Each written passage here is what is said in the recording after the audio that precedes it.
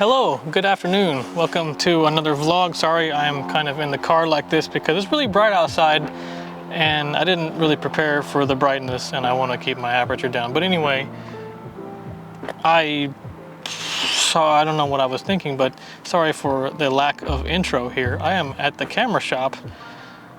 It's a good way to start out the day, I know. But I'm just here to get some film. I've been carrying around this little, see if I can find it, it's in my pocket. Oh, no, look at that blown out. All right, I'm carrying this little Olympus XA with me, like everywhere recently. And it's an old film camera. And I'm not super into film. Sorry, I have to keep ducking back in and out, but I'm not super into film, but I really like the idea of using, sorry, something was wrong here, the camera's, anyway. I'm not super into film, but I do like the idea of it making me, I feel like it's making me a better photographer because the XA is an aperture priority only camera, and you select the aperture and you tell it what film speed you've got in there, like 200 ISO or whatever, and then the light meter automatically reads, you know, kind of what's out there and selects the shutter speed. And I keep a note in a little notebook of the shutter speed, and I'm trying to work, it's a fixed lens, f2.8 to f22, 35 millimeter, and I'm trying to work on my compositions, and the fact that I can't see it after I take the photo and then I go have it developed, I think it's making me better at looking at those things and being more thoughtful about it because I can't see it right afterwards and just retake it. So I have to think very carefully about what I'm trying to do before I do it. And so I'm kind of in this little phase of it right now. So I'm gonna go in and get a couple rolls of film, probably 24 exposure film instead of 36, so I can just get through them real quick. And then I'm gonna go to the beach, a couple beaches actually, and take some photos with both the film camera and this camera, and some video as well. So let's go into the camera store, see what they got going on today.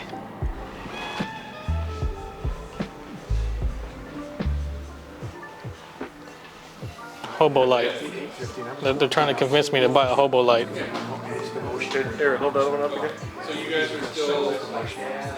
Well... Now they're photographing me holding the hobo light for social media. No, you can't use them. Hey, maybe we'll get them to give you a free one. Free hobo lights. Whose decision was it to make that name? So, I asked the rep, like, 16 hours what's up with the name? Yeah, so even during the daytime, they say back in the day when people were looking for work, you know, like back in the 20s or something, they were like bums. well, Yeah, but really hobos. they were skilled workers, like the motion equipment, stuff for hammers, and all that good stuff. servo, but it's So- not really going to steady you. It's still going to be, you know, Come today, you have people with, you know, amazing cameras and rigs and stuff, you know, but they don't have equipment. So, since the new age hobo. Oh, so it's like cheap because it's cheap, cheaper, and can make you a skilled photographer at the same time. I mean, it's built beautifully. Yeah, because it comes with the light adapter, the barn door, the diffuser, all these, the egg crate, and then these filters, and the nice case. For how much? $2.99. Yeah, come to Paul's Photo, pick one up. Look at that. Wonder who took that photo. You guys carry that tape that you use? Today's pickup so far. Some black and white film, color film, and a battery for my FTP's light meter. I'm actually gonna go waste a few more exposures on this real quick so I can give it to them and they can develop it over here at the lab. And I can put the new Kodak Gold I just bought in there for the rest of the day. It's in a can.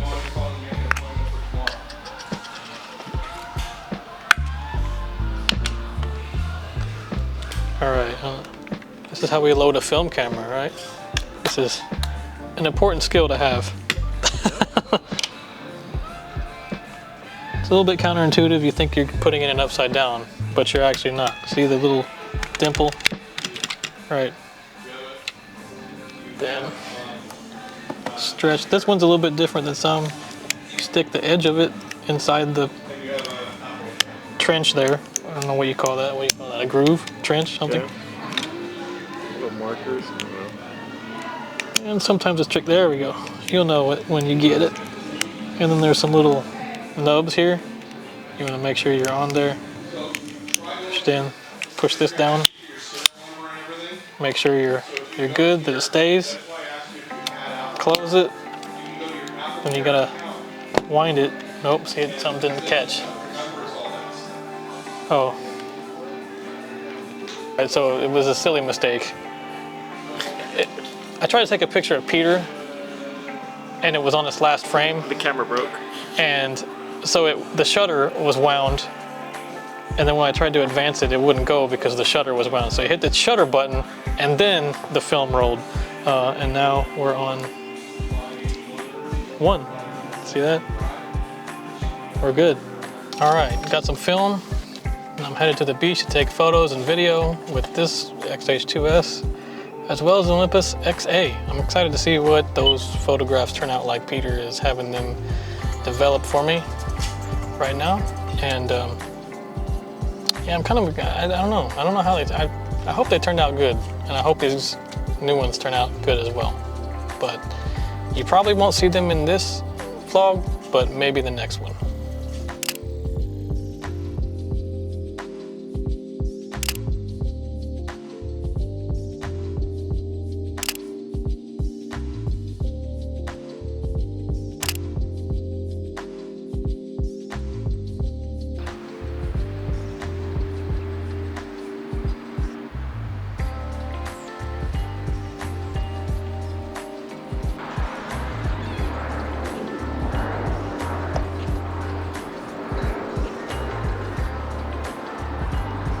Alright, I made it out. It's hazy, but still clear enough to see Palos Verdes. I'm just gonna walk around and get some shots of the planes taking off and whatever else catches my eye. I'm gonna work on compositions. There's some other good places around this neighborhood. I'm just gonna see what I can do. I've been here 2 or 3 times. I've only done 1 vlog on it. I'll put it back up there again. And I don't know, this is just one of my favorite places. It's a very classic photo spot, but I love coming here.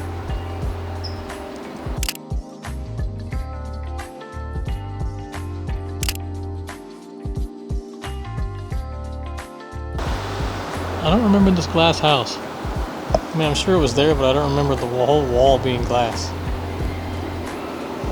Intriguing. Free chair.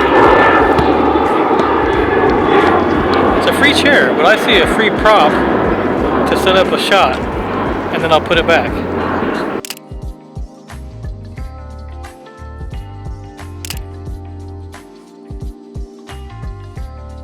Alright, I'm having some good shots and some not so good shots. I keep missing, like I'm not paying attention, and then a nice beautiful red BMW M6 drives up the hill.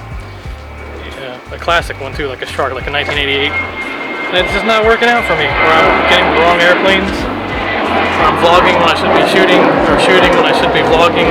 But anyway, I'll put all the photos in here so you can see them. Hopefully you enjoy them.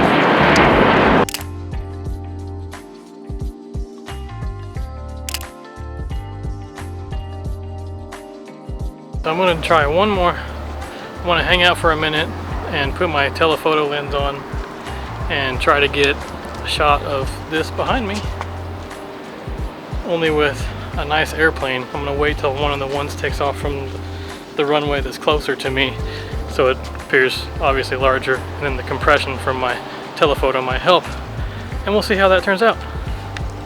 So before I throw the telephoto lens on, I'm also going to try and see if I can't get some with the Olympus XA real quick. I don't want to go in too deep because I don't want a lot of vignetting, so I'm going to try and keep it around like f4 and see if I can get a shot, if I can focus on an airplane, but we'll see.